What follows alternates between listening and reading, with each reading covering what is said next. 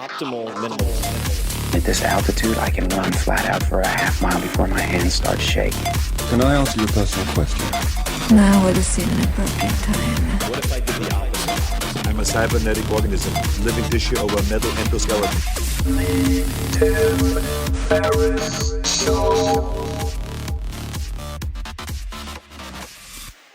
This episode is brought to you by ShipStation. I've been super impressed with these guys. ShipStation is the shipping software with the most 5-star reviews. Now, speaking as a former e-commerce CEO back in a previous incarnation when I was shipping tens of thousands and then hundreds of thousands of products, this is what I wish I had way back in the day. As folks adapt to this changing world, these strange times, we are all going to be buying more stuff online than ever before. And if you're an e-commerce seller, or if you want to be selling more online, you have to ask yourself, are you ready to meet the demands of our new delivery economy? You can be ready with ShipStation, and lots of my friends use them. So why ShipStation? When you're selling online, getting a lot of orders out fast can be super hard. I've experienced this firsthand.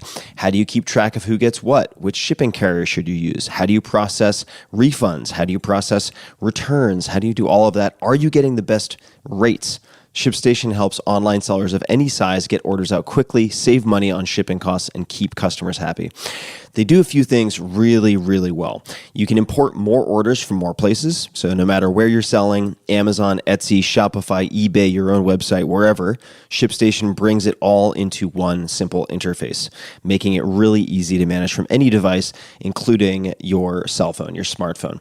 You can instantly rate shop your favorite carriers. And this is a huge deal. As a ShipStation user, you can get access to discounted rates that are typically reserved for much larger companies, like Fortune 500 companies that meet certain minimums. Just as an example, ShipStation just negotiated a new deal with UPS in which rates are discounted as much as 62%.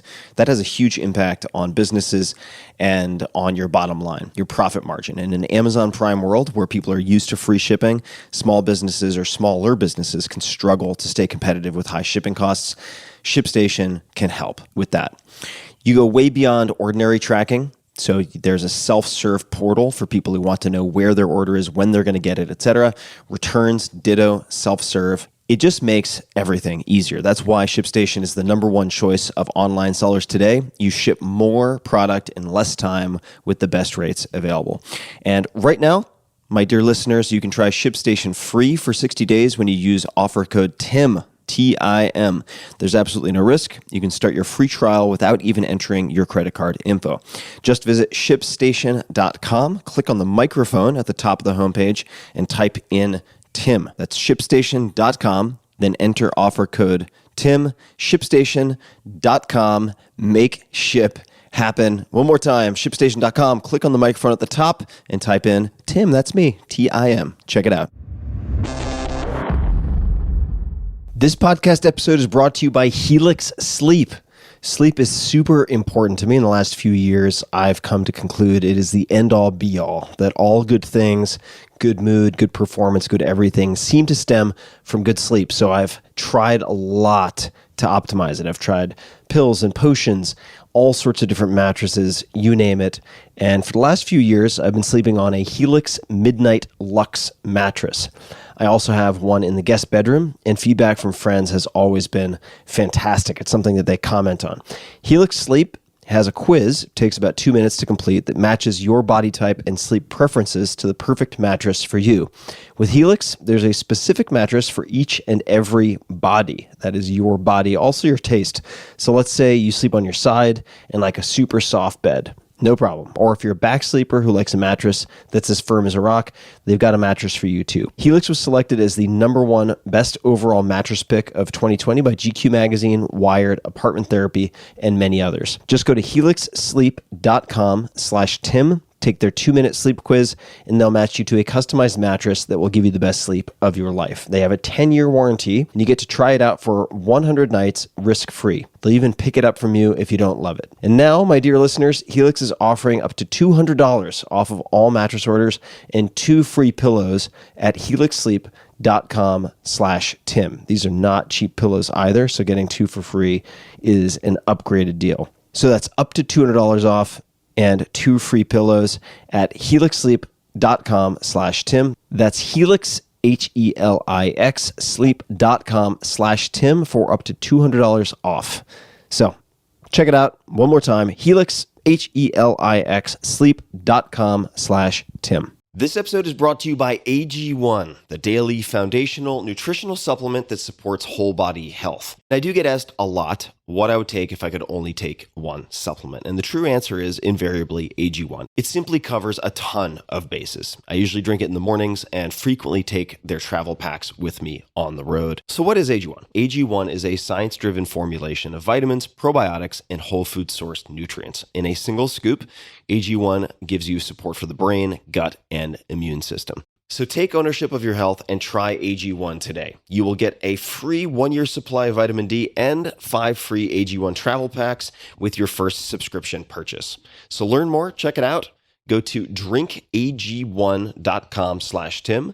That's drinkag1, the number 1, drinkag1.com/Tim. Last time, drinkag1.com/Tim. Check it out. Hello, boys and girls, ladies and germs. This is Tim Ferriss, and welcome to another episode of The Tim Ferriss Show, where it is my job to deconstruct world-class performers from all different fields to tease out how they do what they do, the thought processes, the favorite books, the habits, etc., that make them so good at whatever they choose to focus on. And my guest today is Nick Kokonas, Kokonas, on Instagram at @nkokonas, on Twitter at Nick Kokonas. Nick is the co-owner and co-founder of the Alinea group of restaurants, which includes Alinea, Next, the Aviary, Royster, St. Clair Supper Club, and the Aviary NYC. Alinea has been named the best restaurant in America and best restaurant in the world by organizations and lists as diverse as the James Beard Foundation, World's 50 Best, TripAdvisor, Yelp, Gourmet Magazine, and Elite Traveler. The list goes on. His restaurants have won nearly every accolade afforded to them. Recently, Alinea had to shut its doors due to COVID-19 right alongside restaurants everywhere, all over the world. So you can imagine my surprise when, just a few days ago, Nick told me that Alinea had a record-setting day. In fact, its highest revenue day ever within the last 2 weeks. That's part of the catalyst for recording this episode, and we dig into the strategies and tactics that made it possible. And even if you have no interest in restaurants, there's a lot that you can gain from this episode as it relates to frameworks, thought structures, contingency planning, all of that. And if you are in the hospitality industry, the restaurant biz, I recognize that Alinea is a somewhat unusual case, but still there are things to be learned from how Nick and his team have responded to this and adapted and innovated in other places. So I suggest listening. Nick, as a bit of background, has been a subversive entrepreneur and angel investor since 1996. He spent a decade as a derivatives trader, has co-written 3 books, and believes in radical transparency in markets and business. As an outsider to the restaurant industry, Nick's approach to the business of restaurants is markedly innovative, and he has been featured in Businessweek, Fast Company, the New York Times, Forbes, and Crain's Chicago Business, among many other publications. He's given talks on innovation, entrepreneurship, and experience design across the country. He is also the founder and CEO of Tock Inc., that's T-O-C-K, a reservations and CRM system for restaurants with more than 10 million diners and clients in more than 30 countries. Tock has also recently launched a to-go platform, which has helped restaurants pivot to fulfill pickup and delivery orders. You can find more on that at exploretalk.com. And without further ado, please enjoy a very wide-ranging and tactical conversation with Nick Kokonas. Nick, welcome back to the show. Thanks, Tim. Great to be back. And this is an episode that I've been looking forward to. We've been chatting over the last handful of weeks, and you've had a few dozen people request that you go back on my podcast. I've had a few people request the same. And a lot has happened in the last year and a half, but certainly in the last month and a half. And before we get into the current state of affairs and how, in some ways, many ways, you've zigged instead of zagged and approached things differently, let's zoom out to a concept that we discussed in your first appearance quite a bit. Maybe you could just define it for us. And that is asymmetric bets or asymmetric opportunities.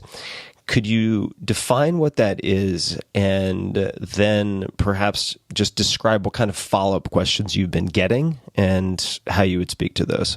Yeah, well, I mean, we covered a lot of ground. I think that first podcast was 3 hours or something like that. And, the overarching theme was about decision making, not outcomes, right? So I try to measure myself and my business life and personal life on making the decisions, not whether or not they sort of paid off or not. And in business, especially, or investing, what you're looking for is an opportunity where if you make the wager or you make the investment, that you get paid off 8x, but you can only lose 1x or 2x. It's just that simple. It's and that doesn't mean like also that the odds are actually 8x. It's like a 50-50 odds chance that pays off more than 50-50, right? Mm-hmm. Or there are unknowable odds, and this is probably more often the case. But if something does happen, it's really consequential, as opposed to if it doesn't happen, it doesn't really matter. So without getting, technical or mathematical about it, if you take an action and X happens and it doesn't really affect you at all, but if Y happens, it's either really, really great or really, really bad. That's the asymmetry that we're looking for. And you want to take the action which either hedges you in case that outcome is really terrible, or you invest in it if the outcome is really great. And then knowing that you did that is the right path. Like the outcome is what it is. You can't really control it most of the time. And so consequently, you just go, yep, I made the right decision. I'm going to live with that. And I was just going to say, and I don't want to pull you off your train of thought, but could you give perhaps an example, not necessarily the current example, which we will get into, but are there any examples that you could use just to illustrate this for folks who are listening? Yeah, of course. Occasionally, I'll use an investing example. Occasionally, you see a situation where a company is very, very solid, has a great balance sheet, is doing business, steadily, and they're not going to go out of business anytime soon. But they have an opportunity that if it happens, if it works, it's going to go skyrocketing. The example I can think of is actually similar to our current crisis. And that is in 2008, I remember watching the CEO of Ford on TV, and all the other guys were talking about the bailout and the TARP money and all that. And they looked really nervous. And he got up there and was like, yeah, we're not going to take the TARP money. We don't need it. And Ford was trading at like, I want to say it was like $1.80 a share or something at the time. It had been dragged down. And you could just see that they felt that their business was solid. Their business overseas was fine. Their business in China was growing, and they had planted the seeds for that. And it felt to me like Ford wasn't going to go down to $1, but it could easily go to $5. That's it. It's not like, it's not like overly complicated. And knowing what I did about the overall sector at the time, because I was studying it, that was kind of all I needed to go to say, hey, this is a really asymmetric situation. I think what's interesting after our last talk, where we got into it in more depth, a lot of people on Twitter started threads saying, hey, a lot of these people that are on podcasts and people who think about these sorts of things that I like, Naval or whoever it may be, talk about asymmetric risk or Taleb. And and let's make a list of everything that's asymmetric. And people were like, reading a book is asymmetric, or spending time with your family is asymmetric. And that's not the point. It was like, yeah, those are great investments of your time, and they're linear, you know? What we're looking for is something that is multiplicative, that is logarithmic. And I certainly think reading books is awesome, and spending time with your family is awesome, but it's not asymmetric. Mm-hmm.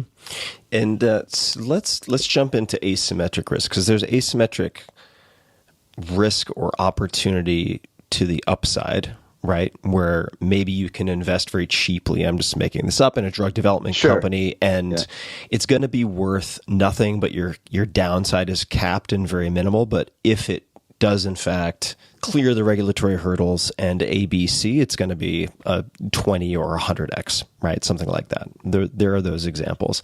Then there are downside risks, and you are a participant and you wear many hats, but certainly one of those hats is in the food and beverage or restaurant world. And many people would argue that no sector has been so swiftly decapitated as the arena of restaurants. And I'd just be curious to know, if we travel back in time, when did you start to assess this risk? So it is April now, and I think we're 6 or 7 weeks into a quarantine, mostly national. I'm the CEO and founder of Talk, which is a reservation system, and we operate in 28 countries. And one of those countries where we have about 20, 30 restaurants, small presence, is Hong Kong. And when the virus hit China and then Hong Kong started shutting its borders, we could rapidly see the reservations going from,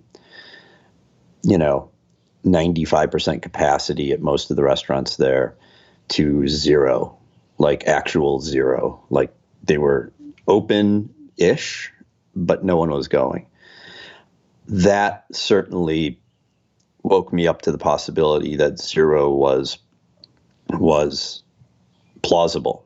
Now, it's a funny story is that about 3 years ago, we were assessing our clearing risk. So Talk not only does ordinary reservations, but we sell tickets to events for restaurants or special tables like chef's tables or prefix menus.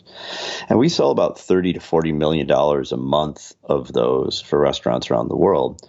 And one of the things that we have to assess is the risk of how we pay those restaurants out. You can imagine that if you have a concert or something like that, and you sell the tickets to the concert, it's the Fire Island scenario, right?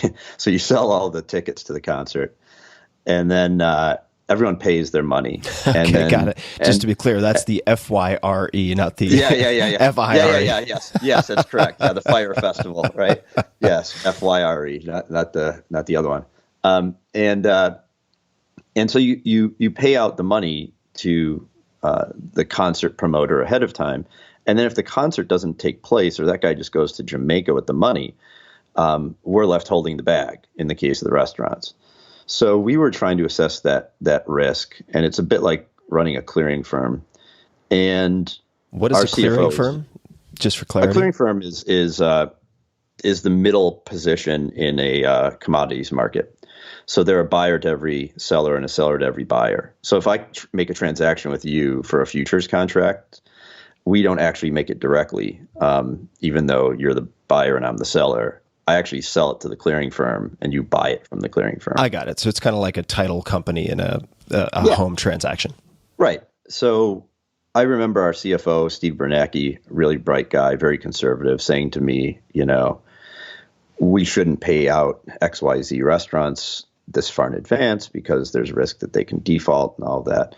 And I said, and I have this in an email, I said, it's not like every restaurant in America can close all at once.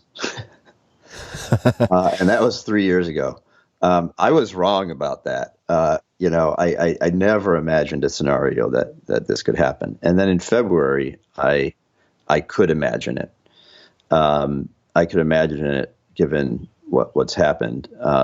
I still thought the probability of it happening was very low. It wasn't like I was, prescient in the sense of like, yes, for sure, this is going to be a pandemic that sweeps America. And even if it had been, I probably wouldn't have thought that it would result in the kind of lockdowns that it has. But I did think if it happens, we are completely screwed, right? So there's an asymmetric risk to the downside where you go like, look, there's a 90% chance this doesn't happen at this point, or maybe even a 95% chance. But if it does happen, we have a load of problems. We have a load of problems for our restaurants, for our employees, for Talk, and they're existential in nature. They are the kind of problems where you go, I have blowout risk. I can wake up tomorrow and have no businesses, and Talk could be on the hook for $5 to $10 million, which would blow Talk out.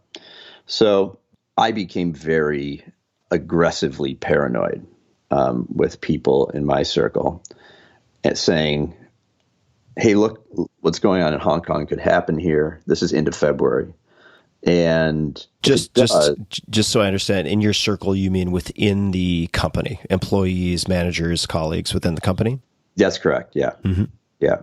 And, I called in our general counsel and said, Emily Groden, really bright young woman. And I just said, I need to understand everything about unemployment. I need to understand everything about furloughing people. I need to understand all of the benefits. I talked to our HR people, like how much can we pay people and they can still get benefits. And I remember them looking at me going like, why are you asking these questions? Like, are you about to like sell the company? Like, they weren't thinking negatively. They were thinking like something must be up, but it was probably a good thing. Right. And then I called in Steve and I was like, we need to come up with methods of tracking the inflow and outflow of payments to our companies by the hour, not by the day, like things like that. And in terms of the restaurants, I had pulled in Grant Achatz and our management team and just said, I think there's a reasonable chance we don't have any restaurants in a couple weeks. And for those who don't know, since it's not in your bio, can you give 2 or 3 lines on Grant? Yeah, sure. Absolutely. Grant Achatz is my business partner. He's also one of the best chefs in the world, renowned for modernist cuisine, we like to call it. Some people call it molecular gastronomy. We built Alinea together in 2005, and he's won, Best Chef US, and he's been on all the TV shows. And if you want to learn more about him, the best way to do that is Chef's Table, the Netflix series, season 2, episode 1. Really, really talented, dedicated, amazing person who also survived stage 4 cancer 10 years ago. Grant is incredible. So I second that recommendation. Last name spelling Achatz. Also, both you and Grant appear quite heavily in the 4-Hour Chef for those people who might already have that. Okay, so you called in Grant. And I just said, I think there's a reasonable chance that we don't have any restaurants in a couple weeks. He could tell I was very serious. Alex Hayes, our business development manager, could tell I was very serious. So they weren't looking at me saying like, you're crazy, but they also were looking at me like, I think you've kind of lost it a little bit, or maybe you're overstressed these days. And I just kept saying to them like, look, I hope I'm wrong. But if I'm right, we need to do a lot of things very, very quickly and very well. And if we don't, we're going to be in a world of hurt. I think that because I was a trader on the floor, which doesn't exist anymore, the thing about a trading floor is that the markets work the same as they do now, a lot slower. And you could watch people, though, and their positions. So the difference, in the 90s and early 2000s is that when someone was losing a tremendous amount of money and was stressed out, you could watch them. And people had different reactions. Like one reaction was to blame everyone else around them. It wasn't their fault. The world conspires against them. And they would lash out and get violent or something like that. Some people would, what we called turtle, like they'd put their shell up and tuck their head in and just kind of like sit there and watch the world fall down around them. And it wasn't a pleasant thing by any stretch, but it was the kind of thing that you saw fairly often. And so what we always tried to train our people to do was, hey, the market's much bigger than you. The world's much bigger than you. And it is what it is. Like you have to see it as you see it, assess it, and then doing nothing is a choice. Doing nothing is holding tight to your current position. It's like buying your position again. And so if you're better off selling your position and getting out, you have to do that very quickly. And one of the things that any trading book will tell you is that you're supposed to let your winners ride and your losers, you're supposed to lock in. But most people do the opposite, of course, in every aspect of their life, because when you lock in a loser, you have ended that outcome in a negative fashion. You've reinforced it. Like you've lost the game. The game is over. Whereas by lock in, what do you mean?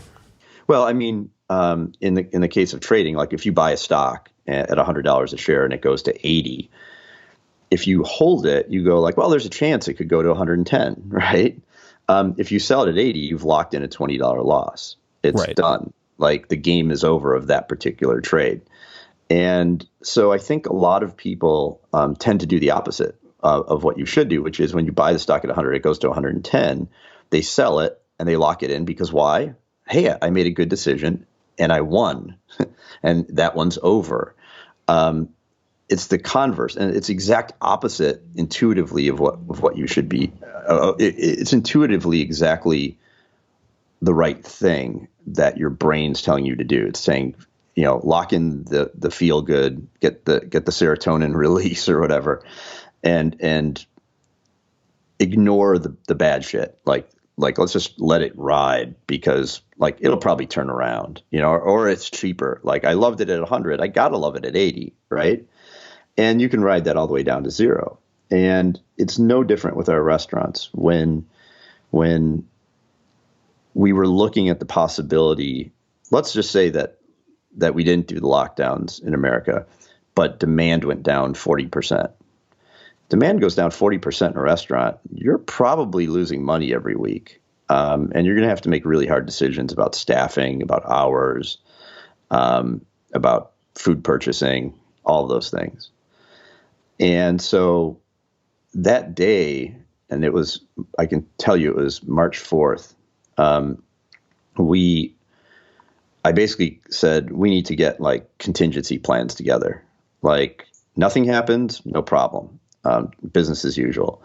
If it's regional and people can't travel and our demand is down 20 or 30%, what's our plan for that? What's our staffing plan? What's our purchasing plan? What's our PR plan, for lack of a better term? Like, what is our messaging to the world? What should our menu items be? What feels appropriate? How do we message that to our teammates and our staff who may not understand the situation?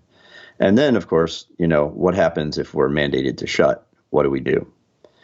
And by making all of those decisions at a time where it wasn't yet a panic, when events started to unfold, you're kind of like, dust off plan D, and then you just execute, because the decision making is much easier to make when you're not in the throes of battle, so to speak. So if we then look at the play-by-play, so you call all your teammates, your staff together, what message do you sort of deliver to you've spoken with management, you've spoken with Grant, or presumably you've spoken with management, but what is the message that you sort of deliver when things start to go, either before they go sideways or when they start to go sideways? Yeah. So just before things were really going sideways. And you could see that in Seattle, specifically, you could see that there was both an outbreak and the restaurant business was starting to go down the tubes. And on March 8th, I tweeted that the hospitality industry in the United States is about to be decimated. It's 4% of GDP. And then hotels and airlines are coming right after. And that's, March 8th. That same day, I brought in, I think we have about 25 managers between front of house and back of house at our 5 restaurants. And we brought them all into a meeting, and I just said, this is coming, and we need to institute new rules as to how everybody works. And so we instituted mandatory temperature checks, hourly hand washing, both of which are logged. Normally, if there's like a 1 p.m. or noon call time for front of house to do side work, people kind of can come anytime between 12 and 12:30 or whatever. I was saying, if someone's not there within 5 minutes of call time, exactly 12 o'clock to get their temperature checked, they can't come in the building. If they've traveled from Europe or Asia in the last 2 weeks, they have to quarantine for 10 days. And all that sounds fairly normal now. At the time, what I was relying on are 2 things. One, I was looking at what they were doing in China to combat this at businesses. It wasn't hard to find information on that. And then I also talked to a doctor here in Chicago about, is it safe for employees to go in with this? Like, what precautionary measures can we take for their safety and the safety of our customers? And mind you, this is when we were still open, like we were not closed at that point. And I do know that there was a bit of cynicism on this because they were kind of going like, oh, Nick's the owner guy and he's not here during service. And there's no way we can stop our service in the middle of a busy night serving 300 people to have all 55 people on the staff wash their hands every hour. It's just not going to happen. And I can see that look on a few of their eyes, like, man, he's out of touch and doesn't get it. And as soon as I saw that, I shut it down hard. I basically just said, like, there will be no jobs in 4 weeks, and we need to get way ahead of this curve. And anybody who doesn't take this seriously is just out the door. No HR calls, no anything. We are in a wartime footing. And the smiles kind of went off their face as I went down the line. And I just said, we are going to work as hard as we possibly can for all of our mutual benefit and for our community's benefit. And we're going to feed people, and we're going to feed each other, and we're going to get each other jobs, and we're going to pay you. And I'm not going to take any money, and Grant's not going to take a salary, and all of the management team, the ownership team, is not going to take a salary. That's how seriously we take it. And by the end of that meeting, all of those procedures were in place the next day. There were 1 or 2 people who did not want to do it, and they were asked to leave. And this is pre-tsunami, right? I mean, you're sort of seeing, based on the canary in the coal mine of Seattle and Washington, the tide kind of flowing out, so to speak, right? Like, okay, this is not normal. Yeah, and we were still doing business. We were still open. And I thought that there was a chance that, again, I thought it was like, well, we're at like 60% now or 70% that this is going to come to Chicago. But even if it doesn't come to Chicago, even if it just stays on the West Coast, it still affects us tremendously, right? So, day by day, I think it became very evident that we were going to be mandated to close. And that's when I went from restaurant mode, okay, well, the restaurants, we kind of know what we're going to do. We've got these plans, to the talk mode of, holy cow, if every restaurant in America shuts, talk has no business. Like, we're a 4-year-old, 5-year-old startup with 100 employees. May I pause you for 1 second? Yeah, of course. So you have the startup with 100 employees, but you also have all these restaurants. So you said you had the plans in place. What were the plans for those restaurants? I mean, Yeah, for the plan for the restaurant was if the governor's office mandated that they close, we would. Well, first of all, let me back up. We run the restaurants very differently than a lot of folks. We eliminated tipping 10 years ago in order to accomplish a lot of the things that I think the industry needs. We try to treat all of our employees as the professionals that they are. So what I mean by that is that a lot of people think of a waiter or waitress as embodying this role in society of servitude.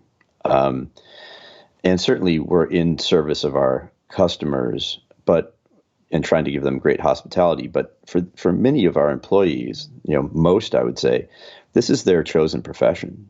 They are highly skilled at what they do.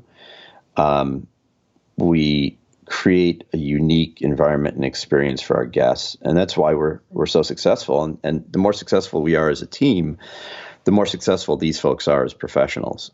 We have servers that make well into $150,000+ a year, but we don't do it with tips. And so we also provide a 401k with 4% matching benefits. We also have healthcare benefits that people vest into after just a month or two of work. We have Family Medical Leave Act, paid parental leave. All of these things that I think, and we'll probably get to it in a little bit, but all these things I think that people are aware of now because the industry, was forced to close, and you're talking about 11 million workers in the United States that are in the hospitality business, and that aren't going to be displaced by robots anytime soon. We ran that very, very differently. And so the considerations that I had was, okay, if we're not doing any business and we have no revenue coming in, what is the best way over the short term, month or two, to ensure that these folks have health care, ensure that they're taken care of? What does a furlough look like? What does unemployment insurance look like? What kind of capital reserves do we have that we can pay stipends to them? What other work could we give them that could produce revenue that isn't our core business, And so all of those things were considered. And when the shelter-in-place order came, I was watching on my computer, and I heard the Governor Pritzker, say that he's ordering all the restaurants closed. And I closed that window, and I immediately called our HR and our general counsel, and I said, I'm going to draft a letter furloughing all 300 people. But what we're going to do is we're going to pay the benefits out at the level at which we can keep them on, that they can get unemployment insurance, but can also retain their health care.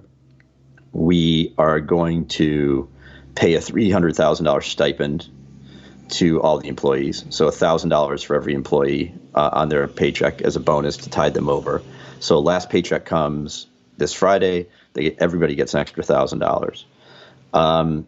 And then what we're going to do is we need to understand the rules on how to hire everybody back and what the timing of that looks like.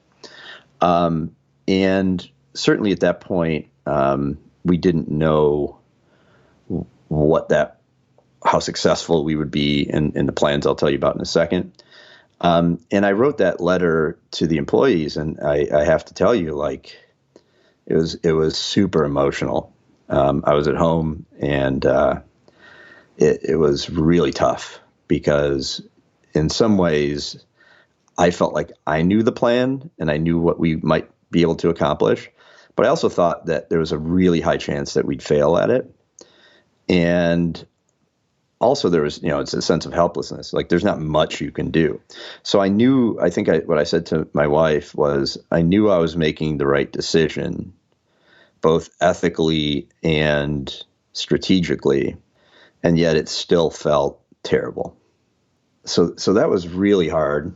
And then I sent that off, and I probably wallowed for like an hour. And then I went, okay, we need to start feeding people. We're in the business of selling food, and selling emotional connections with that food and cultural connections. And we're going to start doing that. And so, we had already decided that we were going to try to do carry out, which is the farthest thing from what we do normally.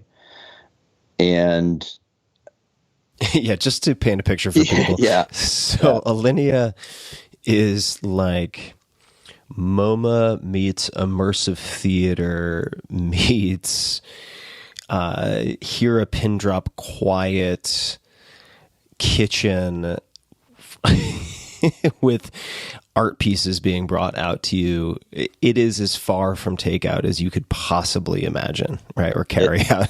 Yeah, it's as far from carry out as you can imagine. And, I said to Grant, I'm like, we got to do $30 comfort food, and we need to do it at volume. Now, as a contrast, what would you say the average sort of ticket per person or per table price is normally? Yeah, it's with wine, food service, about $350 a person. Mm-hmm. So okay, so you're going to 1/10 of that price. Yeah, I mean, like we can talk a little bit of numbers. Like we do 128 people a night at Alinea, and we have a staff for 64 seats. We have a staff of about 85 people that make that happen. They get there at 4 in the morning, 5 in the morning for the morning prep team, and they're there till 2 in the morning. So the cost, as you might imagine, of running all of that labor for 20 hours a day, and then the night cleaning person, the door doesn't lock 365 days a year. It is a 24/7 operation to keep that going. And we do about $20 million in revenue a year. It's a very successful business. And we built that up from our first year doing about $4.5 million in sales. It's really, really hard work to make. It's like running a theater, like you said. It's like every night is showtime. If the fishmonger doesn't show up with the fish that morning, the people are still showing up at 6 p.m. And there's just no excuse not to have excellence, because everybody's coming there expecting a transformative experience. And if we fall even a little bit off of a really high mark, they consider that horrific because it's their special occasion. It's the one time they're going to go to Alinea and see that. It's like going to see the Stones. And if the Stones suck, you're like, oh, God, I waited 30 years to see the Rolling Stones and they were no good. No, they bring it every night. It's hard work, I mean, they're like 80 years old and they're still doing a great job. So we have that attitude of make it happen. Just do it. Like, figure it out. And just as a side note, because I think it's kind of entertaining. So good food, like good tasting food. Again, we're gonna segue back to comfort food and just what a transition that is. And you and I have not spoken about this in depth because I wanted to save it for this conversation in terms of making that hop and the specifics. But good tasting food is table stakes, right? At Alinea. What is I think it's embroidered, is it not? It's on a wall. What is the expression? Flavor is for? Well, yeah, great. Yeah, I don't even, should I say that? I think at one point, actually when you were doing 4 Hour Chef, you got a kick out of this. Grant had a napkin that someone embroidered that said flavor is for pussies. And I think, I mean, it's not exactly PC, but I think it's like, yeah, that's given. Like making food taste good at that level, it better damn well taste good. And honestly, that for people at that level, that's not the hard part. That'd be like telling Picasso, like, hey, can you do a portrait of my daughter and make it look like her? And the answer, of course, is, of course he can. Like, that's like, he was doing that when he was 12 and it was unbelievable. He was a prodigy. What are you going to do when you're 60 to do something new, different, interesting, better? How are we going to, through food and through your experience and sitting down there, create an emotional experience for you with food and service as the medium? And right. that sounds like pretentious bullshit. Like, I get that. like, I get that sounds like potentially like the worst art house project in the world, which means it's even harder to pull off. You know what I mean? So what we always tell people, in any interview you'll ever hear with me, you'll hear when people say, well, what's the point of Alinea? And I say fun and delicious.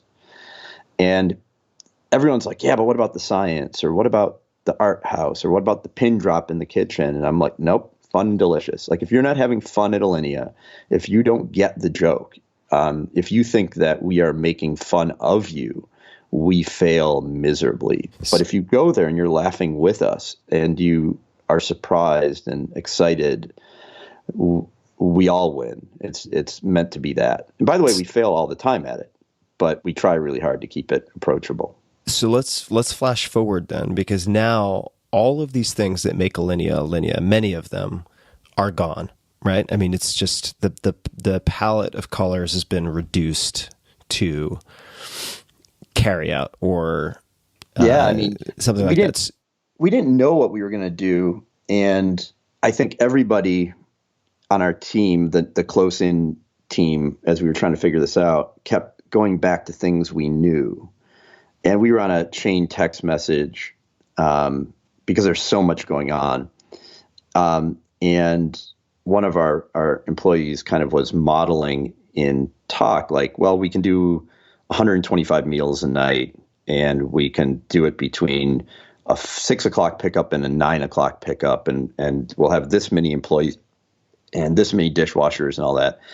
And I remember I replied, there are no chefs, there are no dishwashers, there are no cooks, there are no owners, and there is no restaurant.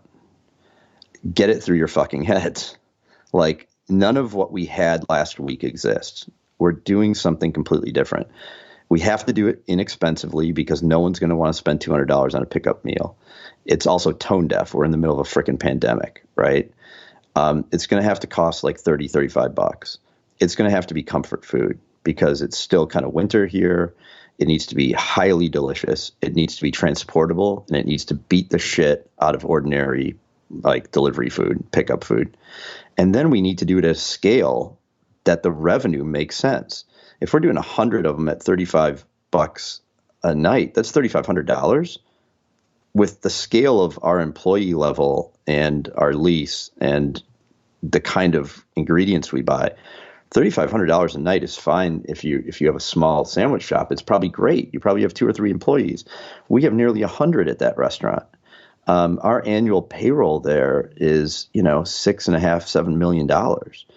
So you're not getting the scale of the problem, And I remember I called Grant and he was like, well, we could do like a beef Wellington because that's always delicious, and we could do them individual size. And we buy currently we buy beef from a ranch in Colorado called 7X Ranch, which makes a great product. And, the Wellingtons would have to be $50 or $60 each. And I was just like, it's got to be $35. Like, you have to come up with something that's $35. And he said, well, I could do a short rib beef Wellington because short rib is way less expensive than tenderloin. And it'll still be really delicious. The sauce will be the same. And all of a sudden, 3 days later, we turned on Talk, which we built this other thing, which I can tell you about in a minute, Talk to Go. And we put up 500 for sale for the weekend on Friday, Saturday, Sunday, and they sold out in like 5 minutes. And we also offered wine to go with that, and we sold like a couple hundred bottles of wine. And suddenly we're like, hey, we brought in like $20,000 of revenue a night. We can hire back like 30 people. And by the way, we need to because we got to produce 500 beef Wellingtons. The first day was tricky because the pickup, we'd never done a pickup before, but we kind of went like, well, it's the smoothest way to do a contactless pickup. So we built 2-way text messaging into Talk, and people just pulled up, and we had an iPad out front, and people had masks on and gloves, and they popped their trunk, and we put the food in the trunk, and off they go. And lo and behold, by 7:30 the first night, we had served all 500, and people were posting them on Twitter saying, wow, this is a really joyful thing in the midst of all this craziness. And what always happens with us in a good way, and with Grant, God bless him, guy's a freaking fighter. On Sunday, he was like, I think we could do 750 tomorrow. Like 500 is easy.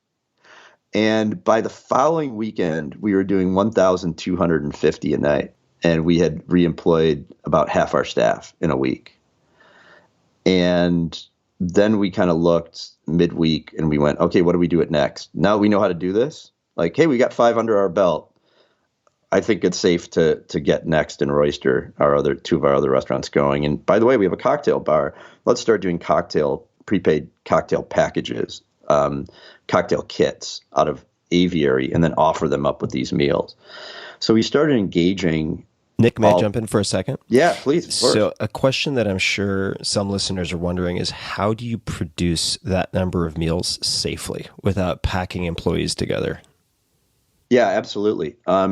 That's certainly part of the trick. First thing you have to understand is that on a normal night at Alinea with 128 people, you're looking at about 2,200 to 2,500 plates going out of the kitchen. We have a big open kitchen. It doesn't look like a traditional French kitchen. It looks more like a lab or something like that. And so what we did is we took all of the dining room space and we spaced all of that out. Prep kitchen next door that we use all the time during the day.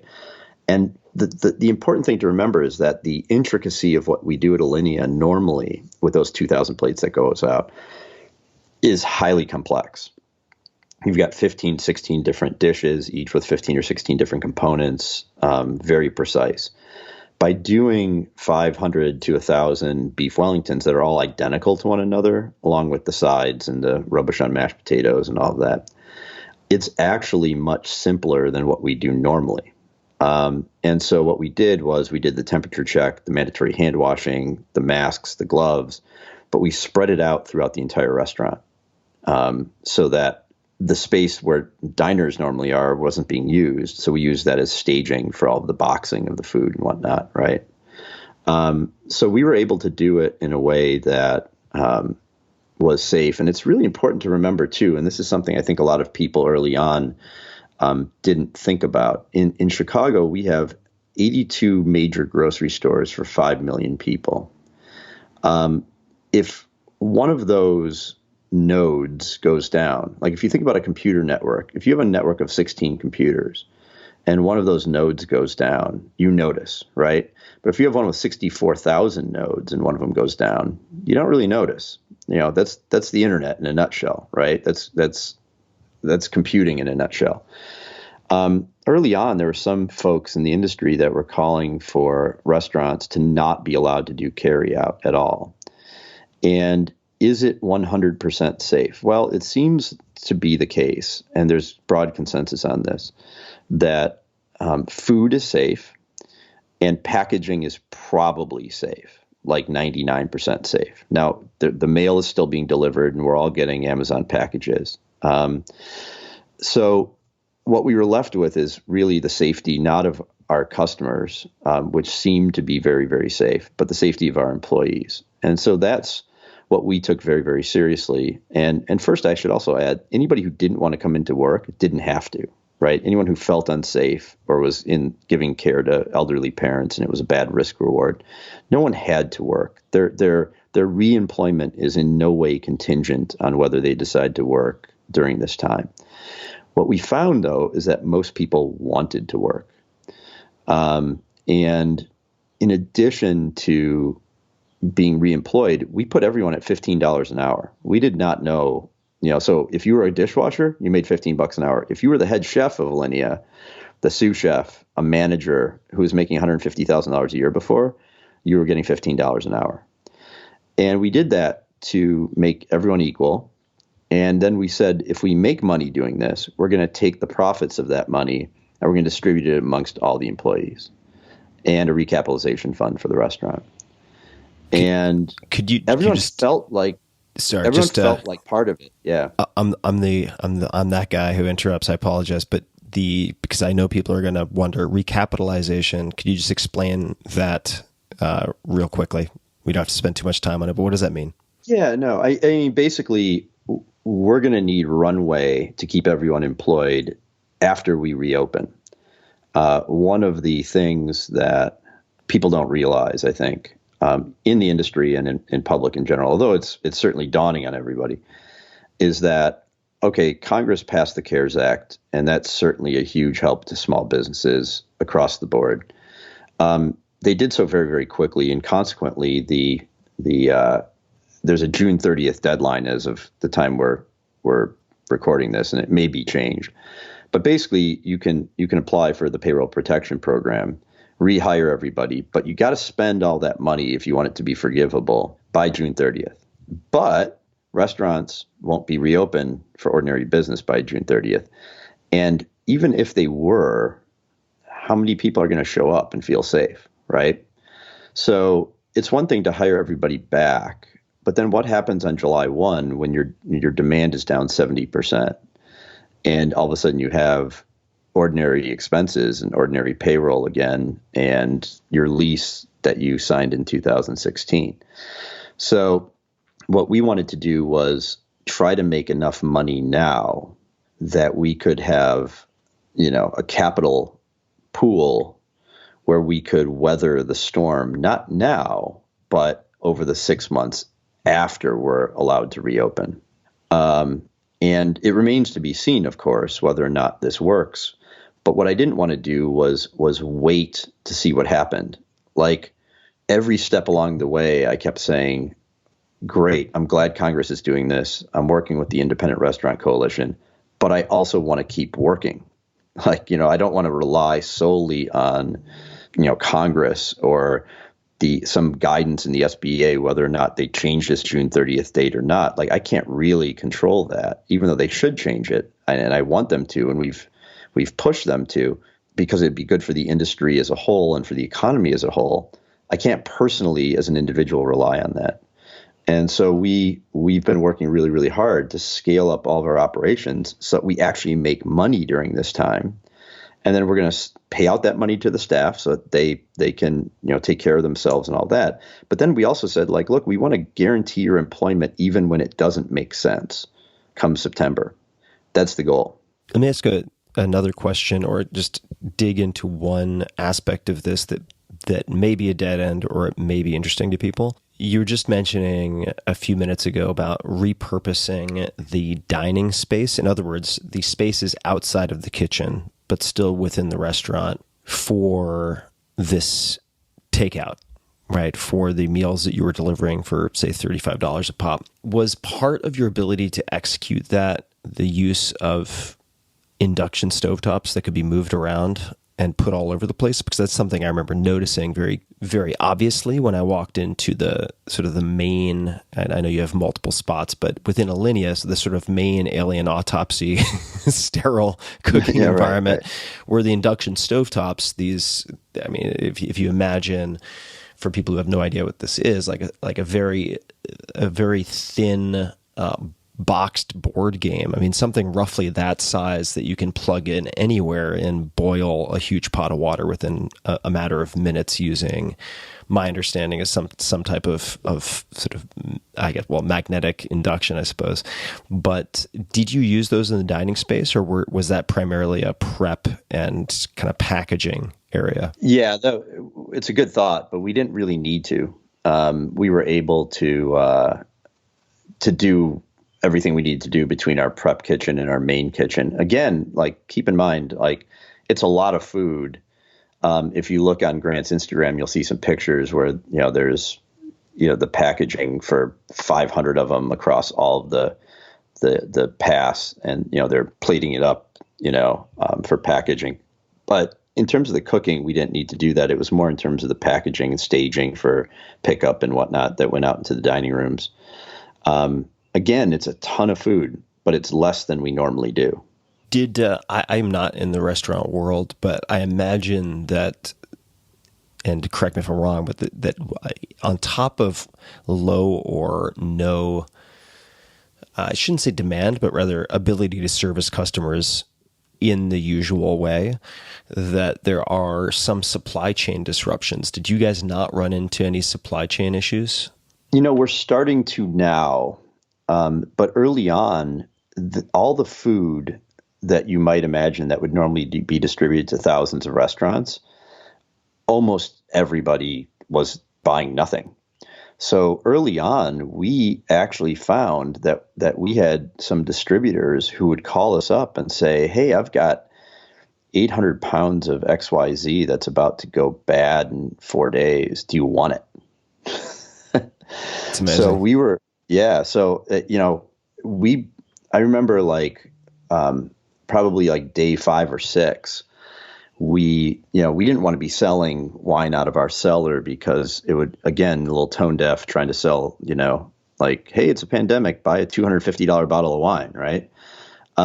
So we were going out into the market and buying wine from distributors. And when we would reach, the distributor and they would email us back, they would be like, what do you mean you want to buy wine? And we're like, yeah, we need to buy 50 cases for the next couple days. And they would go like, what are you doing? And so again, sounds bad, but from a trading perspective, when you're the only buyer, it's like the in scene in Trading Places with Eddie Murphy going like, he's got all the frozen concentrated orange juice, right? If you don't know the movie reference, it's worth watching. Old movie. There's time now. It's like we would just go like, well, they're asking $22 a bottle, offer them 12, and we'll buy it all. And still doing that. It's like we put in a wine order this morning. Most restaurants are not buying wine right now. They're wine sellers. Again, about the asymmetry of things, like you want to be a buyer when everyone in the world says that it's totally not worth buying, as long as the thing you're buying has some intrinsic value, and vice versa.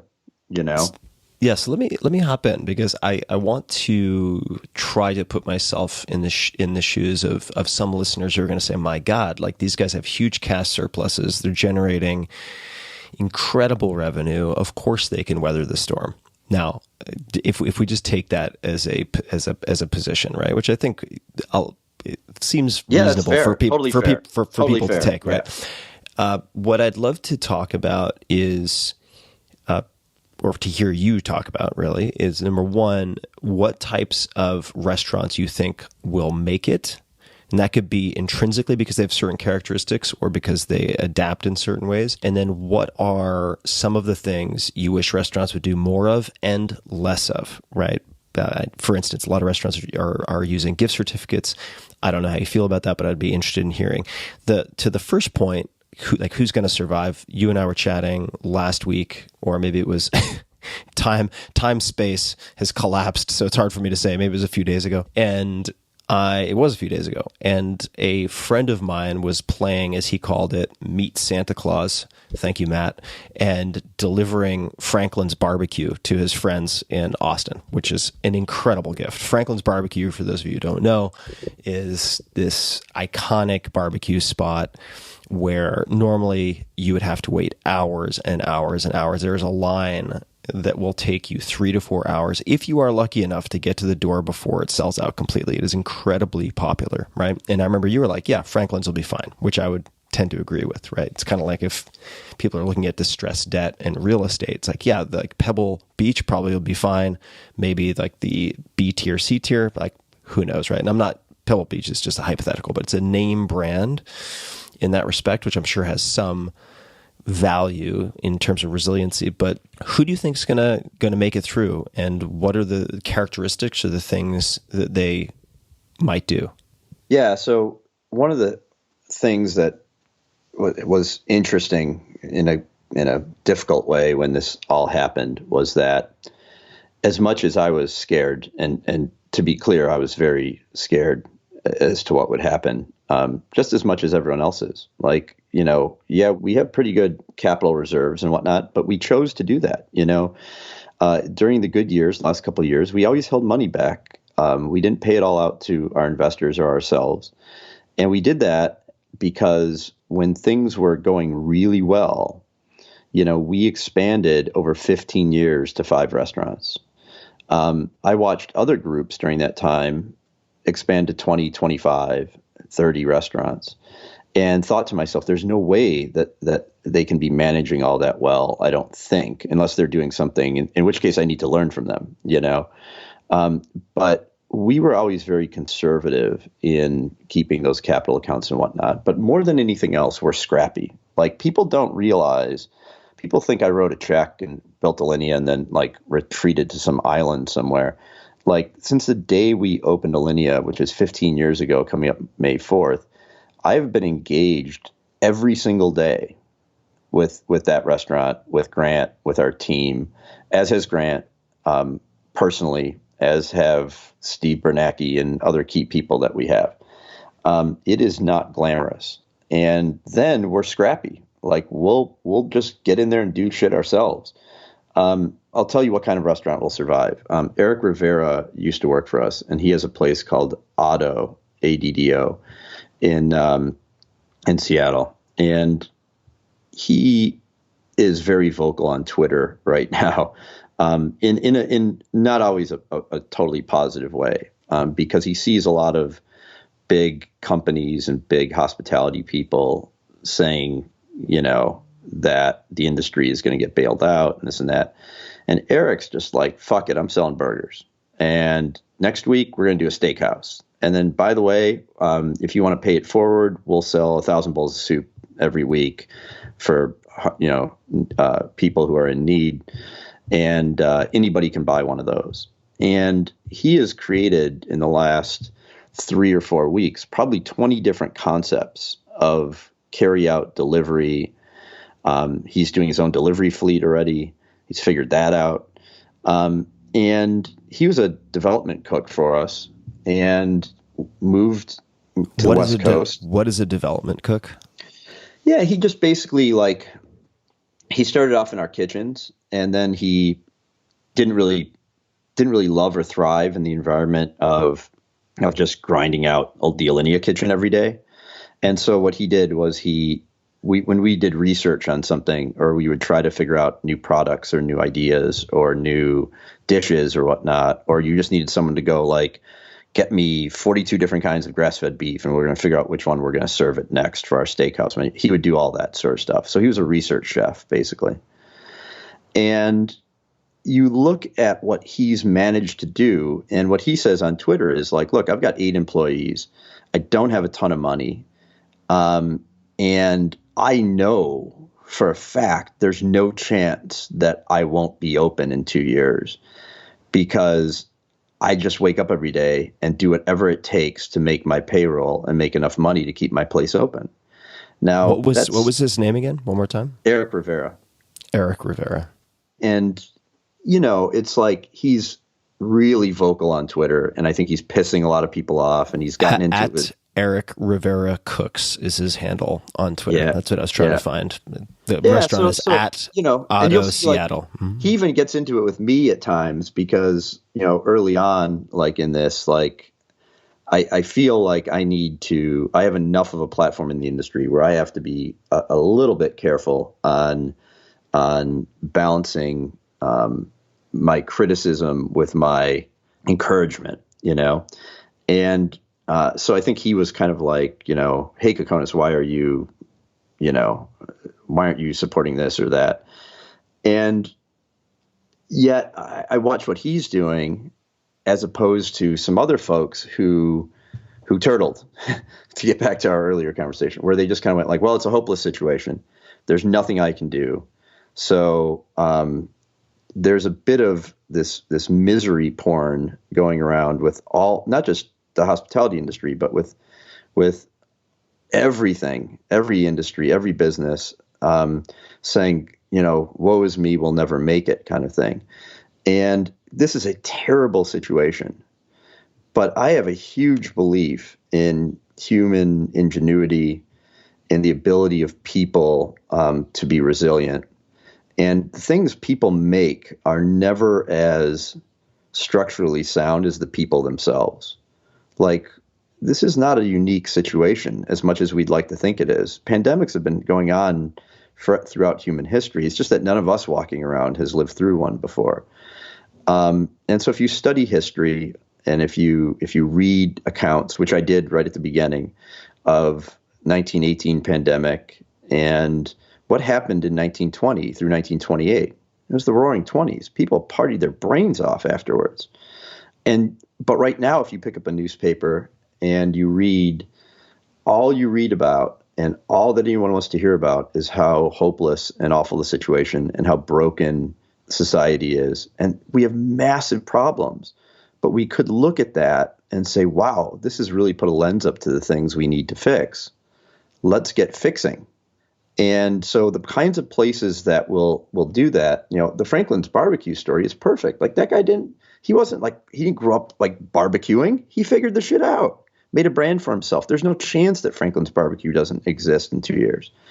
And then also the other thing that will happen is just like when you have a forest fire and then the forest reblooms, that there's some 25-year-old chef out there and she's been itching to do her own restaurant, but she couldn't afford the leases and she couldn't find the backers and all of that. And a year from now, there's going to be some empty restaurant that's with a perfect kitchen that she's going to be able to get at half price. And all of a sudden she's going to kick our ass. Like the new Alinea is going to come a year and a half from now to kick our butt. And that's a good thing. Like that's the stuff that we need to start focusing on, I think. So if we're looking at, I think I agree with you that I think the hope is important to kindle and highlight whenever possible because it is so easy. And I've certainly struggled in the last few weeks. I'm not trying to compare myself to anyone who's out of work, but everyone is fighting battles we know nothing about. A lot of people in my life also, family members who are in the service industries have been laid off, and it's a tough time, and it is very easy to succumb to despair, particularly if you are only ingesting news that highlights hopelessness, if that makes any sense. If we look at the tactical, so I totally agree with you. I mean, the opportunities are just going to be incredible for that 25-year-old woman or any up-and-comer or person who's simply been waiting in the wings looking for opportunities. I mean, within the next year or two, there are going to be a lot of opportunities. If we're looking at tactics right now, what are some of the things that you think are not a good idea? What are bad ideas that people in the restaurant world are pursuing, and what are some of the good ideas? So you mentioned the gift certificate thing, and I know that like week one, people love their neighborhood restaurants, and I'm glad they do, and I do as well. By the way, I'm a frequent diner, and I've got all my favorites, and so people wanted to know what they could do, and there was this whole movement about gift certificates, and someone in New York set up a site that they called Restaurant Bonds, which showed that they don't really understand what a bond is. They were just basically a Groupon. And it was not only a gift certificate, but it was a gift certificate that was at a 25% discount.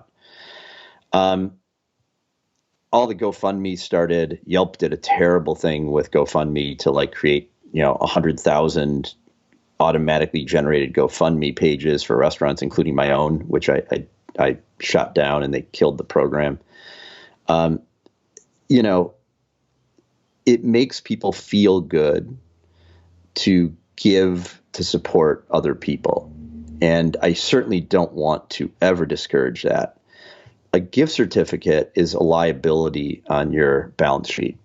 And if you take, say, $25,000 from people for a GoFundMe or a gift certificate, first of all, in the scale of your payroll, and if a restaurant has 40 or 50 employees, you can just do the math on the back of your hand. They're making, just call it $15 an hour, 10 hours a day, like multiply by 50.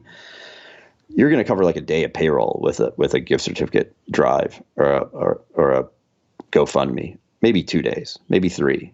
If you're hugely successful, maybe every employee gets a few $100s. And of course you could say, like, Nick, while you're being really cynical, like that's a few $100s they didn't have.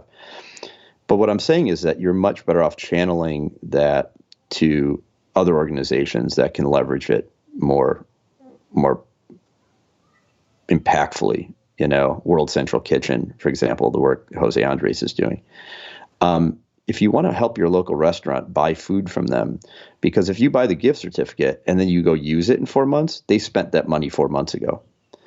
One of the big problems that a lot of restaurants had is that they were paying for food that they bought 4 weeks ago with next week's revenue. And the gift certificate just exacerbates that problem. It's like mortgaging their future. What's interesting is that when I criticized the gift certificates, a lot of restaurants didn't understand how the finances on that work. They didn't understand how that shows up in their balance sheet, and were very much thinking that I was trying to hurt them. I was not. I was actually trying to help. So it's very tricky how in the midst of a crisis you try to be positive and educate the public and even your fellow business owners. Similarly, there's a really high end push to sue insurance companies for business interruption insurance. And, that's a 5-year process. That's not going to save your restaurant next week. And that's not going to help your employees next week. So all of these things are thoughts that people had really, really fast. And again, I think that's why it went to the planning ahead. If you're acting as a reaction to a really bad situation, it's very easy to make bad decisions quickly. If you've considered the various possibilities that can occur and what you will do at that time, it's like being an athlete that goes, okay, well, if we get to this part, this is the play we run. And you just do it. It's not a hard decision. And then you act it out. Those are the folks that are going to make it in every business through this sort of thing. And also that's, of course, the problem with our government too, right? We had some of these playbooks in place, and we were spending money on them every year. And then people said, well, we're spending money on something that never happens, right? Maybe we should just save that money or spend it on something else or give people tax cuts with it. That's the sort of failure of leadership that is happening nationally, internationally, but also locally and on a small basis with many businesses. And I don't know how you change that globally. I really don't. But well, I think we can start with those, with people listening and how they implement things. And so I had a clarifying question, but I also want to maybe underscore one thing, which is many people listening will say, well, that's great if you had the foresight to plan and determine contingency A, B, C, and D before all of this hit, but a lot of people didn't do that. And I would just say, and I'd love to hear you add to this after I ask a clarifying question, that it's not too late, because there's still so much uncertainty in the next 2 weeks, 4 weeks, 2 months, fill in the blank. You can still ask yourself, what if this happens versus that, and think about what you will do in those situations in advance, right? That's still very much a possibility for a lot of people. But the quick clarifying question I had might seem superficial, but you mentioned that a lot of restaurants are paying for the food they bought 4 weeks ago with the revenue from the following from next week, let's just say, right? So I imagine that's something like net 30 terms. Does that mean that you guys do not pay your vendors using terms like that, or just that you have such a cash reserve, you have such a margin of safety in that buffer that you don't have to depend on next week's income to pay for what you bought 4 weeks ago? The answer is actually both. About 5 or 6 years ago, we realized that if we called the vendors of our more expensive items, meat, fish, wine, that sort of thing, and we said, hey, we'll make you our exclusive vendor for the next 3 months, and we'll probably spend about $220,000 during that time. What sort of discount will you give us if we prepay for that? Almost like a futures contract, right? So instead of getting net 90 or net 60, which is what every restaurant tries to get, we actually negotiate a discount by prepaying that and then, sort of truing up afterwards. So for our big ticket items, we try to stay a couple months ahead on payments in order to get more favorable terms and better product. And that's something that when I talk to even big restaurant groups about that, there are certainly some that do that. It's very rare. You're looking at some big hotels that do that and whatnot, but not that many. And then the other part is exactly what you said, which is, for the vendors that just are small or they won't do that, or we just sign the standard terms, we have a capital account that we keep, which is, accounts receivable, accounts payable, and our accounts payable, we're always going to be able to cover that. We're never going like, well, if business goes down 30% next week, we're not going to be able to pay for 4 weeks ago. Now, of course, everyone can say like, well, that's because you're a busy restaurant or whatever. But when we first started, that was, my dad used to run his own business. He was only high school educated. And he was like, every time I tried to complicate things when I was in college and I'd talk to him about his business, he would be like, it's 3 shoe boxes, Nick. It's the money in, the money out, and then the third box is what paid for your college. It's the money that's left over. As he is like, so you hear, if you worked with me, you would hear me say that a lot. Like I will get some very complicated models sometime. And if there isn't a 3 shoebox tab on that spreadsheet, like money in, money out, money left over, I don't even want to look at it. And it's not that hard, and if you can't figure out if that third shoebox isn't going to have anything in it, you need to reassess what you're doing and iterate. And boy, so much of things would be less complicated. So we always get down to the 3 shoebox method, and we always make sure that there's something left over in that third shoebox. And if there isn't, we change. We change what we're offering, what we're selling, and all that. And after 15 years of doing that, the hardest part is to keep that attitude when things are going well. We ripped apart Alinea after a record year in 2016, razed it to the ground, and rebuilt it because we had maxed out of that footprint. It wasn't going to improve at all. And right now, like you said, it's not too late. Like I want to pick up on that. It is very much not too late. We are at the beginning of some unknown, terrible, weird thing that's happening. Your listeners may a year from now listen to this and go, God, Nick was so full of shit. He's out of business. It could happen. Like, it's like what I live in fear of right now is, hey, in September, when all of the government, look, we can't keep printing trillions of dollars. We can't bail out every single business in America permanently. I mean, it seems like we can because we just did. But if we keep doing that, you run into things like hyperinflation. And, at some point, we're going to probably issue a 50-year bond at 1%. And the Chinese government will probably buy that bond. But at some point, the ability of the rest of the world to want to consume our debt will slow down.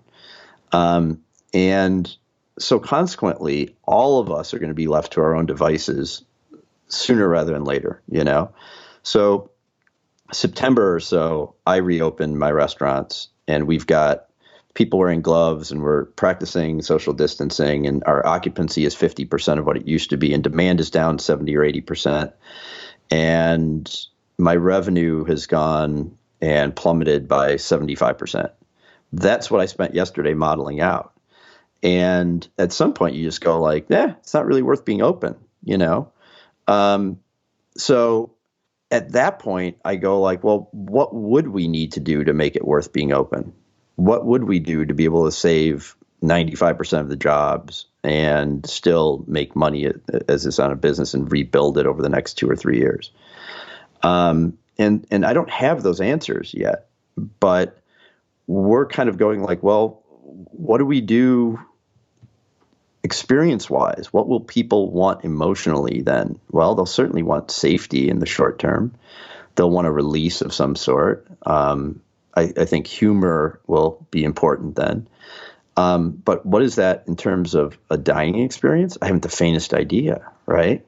So these are the conversations we're having now. And I was talking to Grant about it yesterday and trying to come up with ideas for, instead of looking at the distancing as a limitation or the occupancy as a limitation, what kind of weird idea can we have to make that an asset instead of a liability? So I have no idea what we're going to do. I don't know if it'll work or not. But that's the part that's going to be really hard. It's actually not right now. Right now, the limitations are so great that all we can do is carry out. Like they extended the stay-at-home order through May in Illinois yesterday. And I just went, oh, okay, well, for the next 4 weeks, we kind of know what we're doing. After that, it's a wide open slate and very scary, to be honest. People listening who want to improve, and I want to come back to talk because we didn't really pick up, and that's my fault, but pick up on the, here's a business that also entirely depends on restaurants. And it's not like you're only servicing Alinea, so you can make up for it, right? I mean, we're going to come back to that. But for people listening, whether they are in restaurants or otherwise, are there any particular books or resources that you have found helpful or would recommend for improving your thinking and strategic planning? They don't have to touch on it directly. It could be, for instance, like Dune, I think has a lot of great leadership lessons. It's not a book about leadership, but nonetheless, does anything come to mind just for people who are saying, God damn, I wish I studied more economics, which I did not, but you might have. I wish I studied derivatives. I wish I studied this. I wish I studied that, but I haven't. How can I hone my thinking? Do you have any suggestions? They're the same ones from the last podcast we did. I think there's a list on there, and it's funny, Nassim Taleb on Twitter can be very pedantic and kind of a jerk sometimes. But Fooled by Randomness, not the Black Swan as much. This isn't actually a Black Swan event, I don't think. Fooled by Randomness is over and over again a book that I come back to and have suggested to people to read during this or to reread, because both that and Skin in the Game are fascinating. And what's been interesting in this is that, he has the generalized Rubin principle, which is kind of funny, which is basically like all the airline CEOs have no skin in the game, right? So many of the leaders of our big companies are custodians of those big companies, and they get paid more if the stock price goes up. And so if they take their capital reserves, if they take that third shoebox and they spend it to get the stock price going up, and they don't hold, billions of dollars in reserve, they only do that knowing that they're going to get bailed out if shit hits the fan, like '08, like '01, like '89, like now. And so Taleb this is stuff he's been writing about for 20 years. And I have to say that, what people don't realize is that the airlines, I tweeted something like they're too few to fail. Like they've all merged together. There's not that many of them. And we certainly will need air travel in the future. And so consequently, everyone's like, well, yeah, going to have to bail out the airlines, but you really don't. Like those planes aren't going anywhere. And someone will buy those assets, and the airlines will still run, and the employees will still have their jobs. So I keep coming back to a lot of his thinking on that, because the people that I know that are looking for the bailouts in any industry, including hospitality, including software, both of which I'm in, are the ones who themselves generally don't own the things. They may look like they do, and you may think that they've got their skin in the game, but they don't. They have licensing deals, which is very different. the people who've built their own businesses from scratch and have bootstrapped them and whatnot, I think you'll find that a lot of those folks were like my dad, and my dad was a product of the Great Depression. My dad didn't carry a credit card his whole life. He was like, if you can't pay for it, you can't afford it, and that's been beaten into me. And that, like, I tweeted, after this all happened, like, we ran talk in a very capital efficient manner while some of our competitors grew at a pace. We're growing 300% a year, which isn't shabby, right? It's VC eyebrow raising worthy, right? That said, some of our competitors grew faster by giving their product away, by burning through $60-70 million and then selling the company for a couple $100 million. Those are all the companies now that are laying off 50% of their employees. And so running a fiscally cautious and intelligent company, whether that be your restaurant or your software company or your airline or whatnot, like biggest example of that's Apple. How many companies does Apple buy a year? How much money do they have in the bank? 100 billion plus. And there's been times where people are like, oh, Apple should buy Tesla, or Apple should buy this, or Apple should buy that. Apple's product development cycle is slow as hell. They wait and see what works in the market, and then they just make a better version of it. Is anybody worried about Apple right now? I'm not, right? So, and yet, like, there are companies like my favorite, like Yelp. What did Yelp do? Well, they laid off 50% of their workforce right away. That Taleb goes through all of that in great detail 20 years ago, and has been right on the money with a lot of his prescriptive writings. What are some companies that could be in his hospitality, or they certainly could be outside, that you admire a lot right now or in general? Oh, that's tricky. Certainly they're out there. I think some of the remote learning, I follow a guy named Austin Allred on Twitter who has a online programming school. And the model of that, and I started following him about a year ago, and I think it's called the Lambda School. Mm-hmm. And the model of that, which is so great, is simply like, you don't pay for the school until after you get out and we get you a career. So if we do our job right, we'll take some money, for, I don't even know what the deal is, five years after you graduate or whatever. And then if during that time you become unemployed again, you'd stop paying us, right? What's fascinating now is that these universities, the great part of an elite university, and I think you and I have both been fortunate to go to two of them. A lot of what we learned, I bet, took place outside the classroom amongst our peer group. What's interesting is that I have a 21-year-old son, and he is at a wonderful liberal arts college, and he hasn't been feeling that he was getting that same experience that I got. And I honestly thought it was a failure of him, or maybe if I was going to be in a generous mood, I'd blame the school or something, right? But I think what happened is that he associates a lot of his relationships to be online and virtual, and so he stayed in touch. Like when I went off to college, I couldn't be in touch every day with my high school friends, or I couldn't be in touch with people that I met on the other end of the world who had similar interests to me. He does. And I think if you look at what Austin's doing with the school, is that he's taken the best, most important parts of the school and realized that some of the community aspects can be done virtually. Now, I still, I'm not totally sold on that. I'm 52 years old, though. I bet my kid agrees with that 100%. Like, I think that he just thinks, he's like telling me, get over it, old man. So, you look at companies like Zoom, which is really hot now. We started using Zoom a year and a half ago.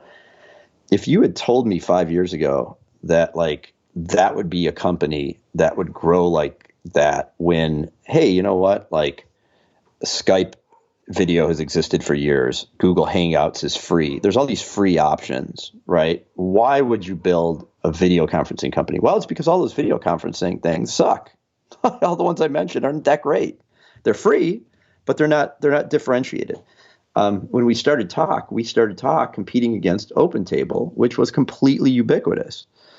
And I've had hundreds of people tell me, both in our industry and investors and whatnot, you are completely out of your mind starting a company competing against someone who has a monopoly. And the companies that I like to look at are the ones that go into a very established industry and just go, hey, it's ripe to be blown up and done better, you know? Yeah, and yeah. so Well, Slack is another version of that. I feel like a lot of people gave that line to Google with respect to Yahoo. Yeah, back in the day. 1,000%. And, you know, I mean, like Google seems impenetrable now, right? Facebook seems kind of impenetrable, but yet like TikTok still came along, you know, not something I use, but still there's always room for a positive change. And, you know, it's an interesting question. I normally probably go on and on about that question, but I'm so in my own weird space these days because everything's happening. I mean, we've probably done for Talk and the restaurant group, I bet we've done 2 years of work in 8 weeks. Well, normally what we accomplished in 2 years, we did in 8 weeks. Well, you had to completely, I mean, I don't know if completely is the right modifier. Just a quick aside, Austin Allred, you mentioned at Austin, AUSTEN, and it is Lambda School. Lambda School is super interesting. You had to kind of redesign the business, if I'm not mistaken, or at least do a hell of a lot of coding and product upgrading because, as you mentioned, OpenTable, or kind of analog to OpenTable, but better, reservations and CRM system for restaurants. And how long did it take you to create the to-go platform? 6 days. Yeah. And you know, we have a 100-person company and we service about 3,000 hospitality clients between wineries and restaurants in 28 countries. As I mentioned, we were growing about 300% a year. And as this year started, we had come off a year where we grew by 300% almost across every metric. Revenue, we added 40 employees to get to just under 100. We really were getting traction for bigger groups and more casual restaurants and whatnot. And then this happened, and just at the same time where I was saying that I could see that my restaurants were going to go to zero, I had this company with 100 employees that were making really innovative software for the hospitality industry, and it was going to go. Our revenue was going to go completely to zero, you know, and you know we have a high payroll because we have really highly skilled individuals. And so Canlis Restaurant in Seattle, which was a couple of weeks ahead, quote unquote, you know, of the problem, they were like trying to modify the way that we handle tables, which is unique to Talk, to make it into carryout meals. And Brian called up Jeff Kaplan, who's the COO and a really great guy at Talk, and I really couldn't run the company without him. And Jeff called me and said, you know, we're going to go to zero. And I'm like, yeah, I know. And he's like, I think we should just do this carryout thing. And he's like, you're doing it for Alinea. You're already talking about it. Canlis has already started doing it.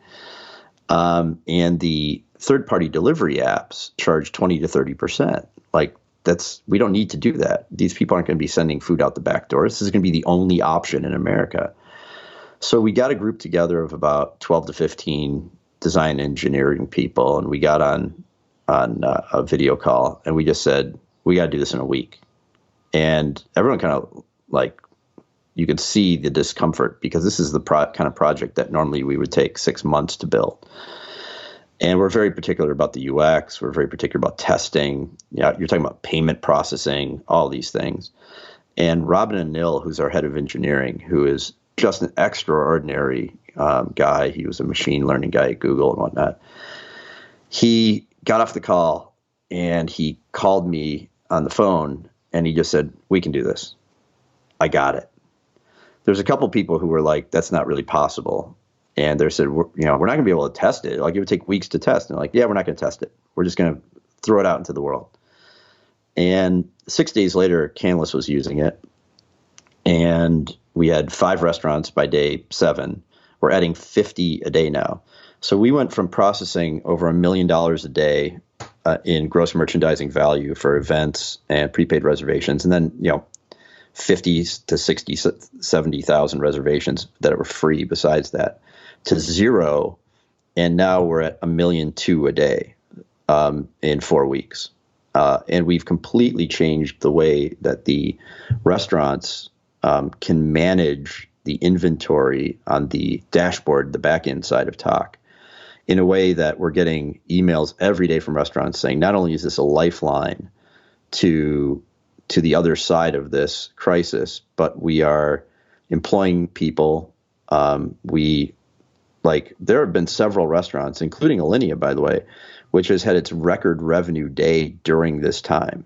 And so what we managed to do, and what our team managed to do, is have the urgency of a startup circa 2002. Yep. And we now are working 7 days a week. We hired another person yesterday, our first hire since this all began, to be in our account management team to help onboard restaurants, because we're literally working. Someone is working 24 hours a day for Talk right now, just onboarding restaurants and then teaching them how to do this. And then this is the kind of thing also that expands. Talk was always about dynamic and variable pricing for a time slotted business. Now, what that means is that your dentist should cost less on Tuesday than Saturday, right? Dentists have time slots. Suddenly, furniture stores have time slots. Grocery stores have time slots. There are going to be reasons to gate in a time slotted way a whole bunch of different kinds of businesses. So now we are talking to all sorts of businesses that have nothing to do with the restaurant industry about time management for reservations. And because we built those data structures in that way 5 years ago, and we thought about those time slots almost as derivatives, that's now flexible enough that we can apply it to, say, a furniture store, which we just signed yesterday. So, again, very interesting outcome, unintended, of a terrible situation. But I have to say that our team, we've never felt more productive, more connected. We haven't been in an office in 6 weeks. I personally don't like remote work. I like to be in an office, but we have been more productive in the last 6-7 weeks than we have in the last year and a half, at an extraordinary pace, with really high quality too. That's incredible. And you have a lot of skin in the game, just to bring that phrase back. That's it. Yeah. I would like to emphasize that I've lost 10 pounds. I'm stressed out.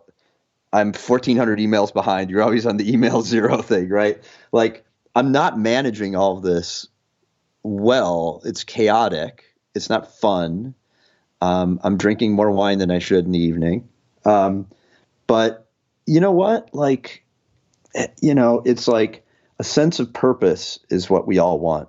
And I think it's very easy to have a sense of purpose right now. Well, Nick, this has been yet another wide-ranging and fascinating conversation. I appreciate you coming back on. People can find Talk at exploretalk.com. Is that right? Yes. And please do support your local restaurants through there. And they can find you on Twitter. Is that where you're most active, at Nick Kokonas on Twitter? Is Twitter and Instagram, and Kokonas at Instagram. Excellent. And I will include links to everything we discussed in the show notes for everyone, tim.blog/podcast, or just go to tim.blog and search Nick or Alinea or Kokonas. And you can find everything that has been covered. Is there anything else that you would like to say or comment on before we wrap up, Nick? Not at all. Thank you so much. I'm sure that much of what I've said here is going to be wrong, and that's fine too. And send me some Franklin barbecue next time you have a meat fairy, a meat angel coming by, because I would love some of that right now. Oh, that is my plan for lunch today, is leftovers. Can't wait. Thanks again, Nick. Always Thank you a so great much, time. Tim. And Thank you. to everybody listening, until next time, thanks for tuning in. Hey guys, this is Tim again. Just a few more things before you take off. Number one, this is 5 Bullet Friday. Do you want to get a short email from me? Would you enjoy getting a short email from me every Friday that provides a little morsel of fun before the weekend? And 5 Bullet Friday is a very short email where I share the coolest things I've found or that I've been pondering over the week. That could include favorite new albums that I've discovered. It could include gizmos and gadgets and all sorts of weird shit that I've somehow dug up in the world of the esoteric as I do. It could include favorite articles that I've read and that I've shared with my close friends, for instance. And it's very short. It's just a little tiny bite of goodness before you head off for the weekend. So if you want to receive that, check it out. Just go to 4hourworkweek.com. That's 4hourworkweek.com, all spelled out, and just drop in your email and you will get the very next one. And if you sign up, I hope you enjoy it. This podcast episode is brought to you by Helix Sleep. Sleep is super important to me. In the last few years, I've come to conclude it is the end-all be-all, that all good things, good mood, good performance, good everything seem to stem from good sleep. So I've tried a lot to optimize it. I've tried pills and potions, all sorts of different mattresses, you name it. And for the last few years, I've been sleeping on a Helix Midnight Luxe mattress. I also have one in the guest bedroom, and feedback from friends has always been fantastic. It's something that they comment on. Helix Sleep has a quiz, takes about 2 minutes to complete, that matches your body type and sleep preferences to the perfect mattress for you. With Helix, there's a specific mattress for each and every body. That is your body, also your taste. So let's say you sleep on your side and like a super soft bed. No problem. Or if you're a back sleeper who likes a mattress that's as firm as a rock, they've got a mattress for you too. Helix was selected as the #1 best overall mattress pick of 2020 by GQ Magazine, Wired, Apartment Therapy, and many others. Just go to helixsleep.com/Tim, take their 2-minute sleep quiz, and they'll match you to a customized mattress that will give you the best sleep of your life. They have a 10-year warranty, and you get to try it out for 100 nights risk-free. They'll even pick it up from you if you don't love it. And now, my dear listeners, Helix is offering up to $200 off of all mattress orders and 2 free pillows at helixsleep.com/Tim. These are not cheap pillows either, so getting 2 for free is an upgraded deal. So that's up to $200 off and 2 free pillows at helixsleep.com/Tim. That's Helix, HELIX, sleep.com/Tim for up to $200 off. So check it out one more time, Helix, HELIX, sleep.com/Tim. This episode is brought to you by ShipStation. I've been super impressed with these guys. ShipStation is the shipping software with the most 5-star reviews. Now, speaking as a former e-commerce CEO back in a previous incarnation when I was shipping tens of thousands and then hundreds of thousands of products, this is what I wish I had way back in the day. As folks adapt to this changing world, these strange times, we are all going to be buying more stuff online than ever before. And if you're an e-commerce seller, or if you want to be selling more online, you have to ask yourself, are you ready to meet the demands of our new delivery economy? You can be ready with ShipStation, and lots of my friends use them. So why ShipStation? When you're selling online, getting a lot of orders out fast can be super hard. I've experienced this firsthand. How do you keep track of who gets what? Which shipping carrier should you use? How do you process refunds? How do you process returns? How do you do all of that? Are you getting the best rates? ShipStation helps online sellers of any size get orders out quickly, save money on shipping costs, and keep customers happy. They do a few things really, really well. You can import more orders from more places, so no matter where you're selling, Amazon, Etsy, Shopify, eBay, your own website, wherever, ShipStation brings it all into one simple interface, making it really easy to manage from any device, including your cell phone, your smartphone. You can instantly rate shop your favorite carriers, and this is a huge deal. As a ShipStation user, you can get access to discounted rates that are typically reserved for much larger companies, like Fortune 500 companies that meet certain minimums. Just as an example, ShipStation just negotiated a new deal with UPS in which rates are discounted as much as 62%. That has a huge impact on businesses and on your bottom line, your profit margin. And in the Amazon Prime world, where people are used to free shipping, small businesses or smaller businesses can struggle to stay competitive with high shipping costs. ShipStation can help with that. You go way beyond ordinary tracking. So there's a self-serve portal for people who want to know where their order is, when they're going to get it, etc. Returns, ditto, self-serve. It just makes everything easier. That's why ShipStation is the #1 choice of online sellers today. You ship more product in less time with the best rates available. And right now, my dear listeners, you can try ShipStation free for 60 days when you use offer code TIM, T-I-M. There's absolutely no risk. You can start your free trial without even entering your credit card info.